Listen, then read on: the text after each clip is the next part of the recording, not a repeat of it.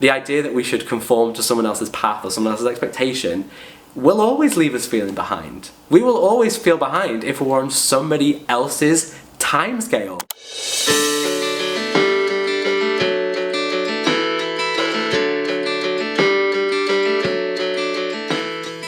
Hello, welcome back to my channel. If you are new here, my name is Christian. Thank you so much for being here with me. Let's all take a deep breath together.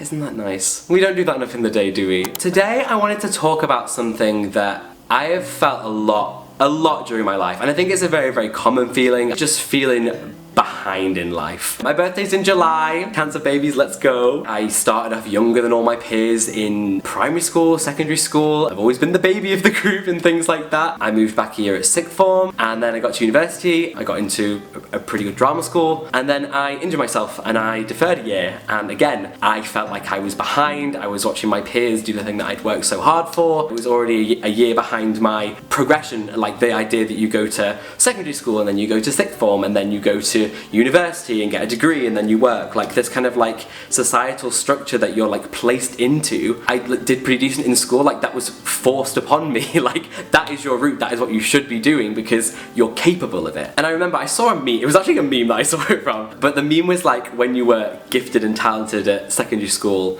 and now you're in your 20s and you can't even keep up with your basic tasks. I relate to this massively. I was on that gifted and talented list and I said, go put something up your peachy little butt, because that's not me.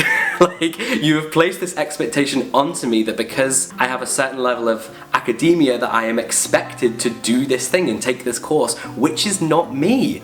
And this idea of like being capable and meeting your maximum potential and stuff like that, I feel like I used to see it as this like benchmark for myself. Because I'm capable, I should be doing everything all the time and meeting my maximum potential, and what that is overcompensating all the time. We are human beings. We don't exist to work on 150% all the time. And I think most of my life I've worked on 150% in everything that I did, from subjects to relationships to, I don't know, trying to learn a new skill. My life existed around working at this, not even maximum capacity, over my maximum capacity. And where will that lead you? Burnout, surprise, surprise. I think about how much of my life feeling like I was falling behind led me to like try and get ahead or try and catch up, and I never did. Like, what was there for me to catch up to? Somebody else's expectation of me, a societal expectation of me, things that were placed on me by other people, by other things, not my own timeline, not anything I set for myself. And I feel like this year's the first year that I actually sat down with that and was like, why am I trying to live on someone else's timeline? Like, this is my life and nobody else's. And in terms of mental health as well, I think the way that I would describe it is like, I've felt for most of my life that my mental health has stripped me of opportunities. It has been this blockade in the way of me being able to achieve things, and I thought that that level of achievement was these quantifiable things, like I've got the career that I wanted, I got the grades that I wanted, and really like the only opportunity that I want is the opportunity to be happy, the opportunity to live a life that makes me feel content, makes me feel fulfilled, makes me feel joyful, surrounded by people that I love, doing the things I've always wanted to do. And then when I realised that my poor mental health was stripping me of those things, there was a real sadness attached to that, whereas before it was kind of like an anxiety and like a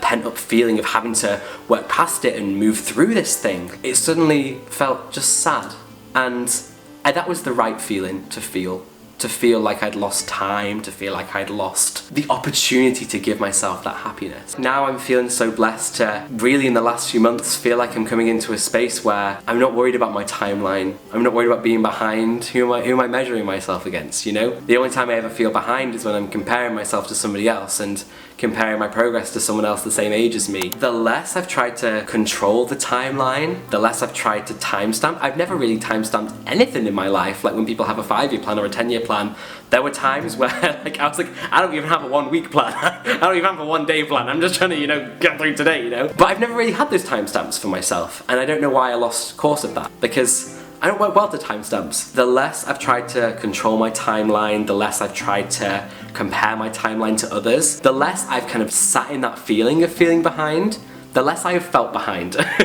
The more I've felt, you know what, I'm starting to realise that I'm exactly where I'm meant to be, and the situations that felt like they took me off course are actually there to teach me things, there to help me grow, to help me develop, to eventually be more grateful to find the place that I do find when I kind of find my space and find what I'm meant to be doing. Those pushbacks allowed space to rebuild, reshape, recarve, reimagine, and when I found the excitement and the joy in that, I didn't feel so behind anymore, and that was really liberating. And that happened, like, I'd say 3 weeks ago. In all honesty, like, it is a very new feeling for me to finally just feel like I'm in the right space. And all the things that led to doing that, be it through social media breaks or being careful of the content that I consumed and the energy I consumed with the people around me and what job I was working and what career I was working towards and where I prioritized my time, like, I started to do all of these things that didn't seem linked, and suddenly I didn't feel behind because I appreciated the time with amazing people more. I appreciated my job more. I appreciated my stability more. I started to appreciate everything more. I didn't feel so far behind anymore for the first time in my life. And maybe that feeling won't last forever. Maybe that is a fleeting feeling, and with the ebbs and flows of life, I might at some point feel behind again. But for right now, I'm fine with being behind if it's on someone else's schedule. But on my schedule, I'm not behind. I've had time and space to think about where I want to be. And if anything, the hare and the tortoise, innit? I am the tortoise and I'm having a good time doing it, you know? I think the main thing that I've learned to embrace is the chaos.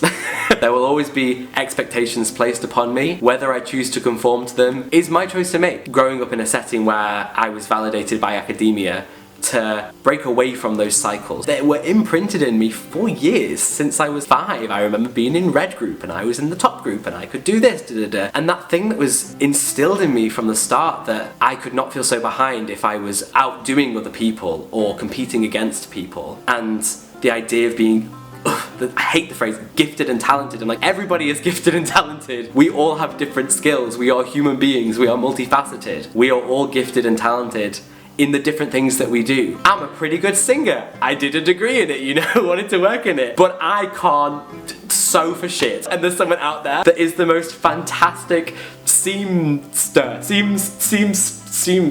sewing person. I don't know what they call it. And that's the thing that I have no gift or talent in, you know? And that's a beautiful thing that we should celebrate, not pit against each other to put you on this timeline. I just want to... That doesn't exist, and yet we're so conditioned by it. The idea that we should conform to someone else's path or someone else's expectation will always leave us feeling behind. We will always feel behind if we're on somebody else's timescale, and I say no to that.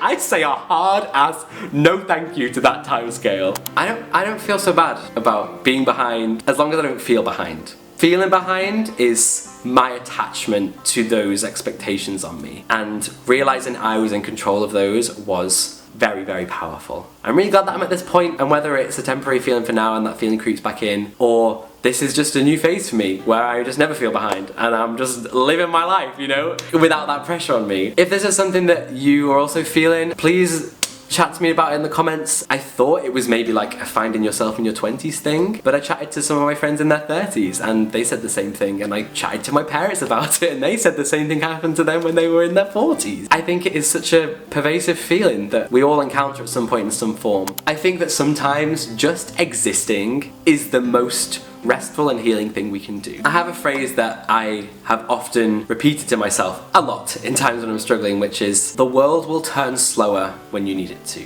The world will still be turned on its axis, but when your world needs to turn slower, you can slow it down. Sometimes we just need a lot of sleep. We just need to exist. We don't need any expectation. We don't need any building. We don't need any extra stuff. And sometimes those things are amazing. Sometimes those things make us feel fulfilled. They make us feel driven. They make us feel motivated. They make us feel like we're working towards something. And all of the affirming things that can come with that when you feel like you're on the right path and learning new skills and educating yourself, you know? But sometimes it's okay to just exist. If you're feeling behind in life, I'm sure you're not the only one. If you were feeling quite alone in it, maybe someone in the comments is someone else you can reach out to and bond over our shared experience of the world and our brains being difficult to navigate sometimes. Thank you so much for being here and spending this time with me. I am blessed that you chose to take time out of our busy, crazy, hectic lives to make it to the end of this video. If you did like this video, please give it a like, please give it a subscribe. It really, really, really, really helps me out, and I would just love to chat to more of you and let you hear my soul, speak my brain to the world, to the void, to anybody. In the meantime, I value you,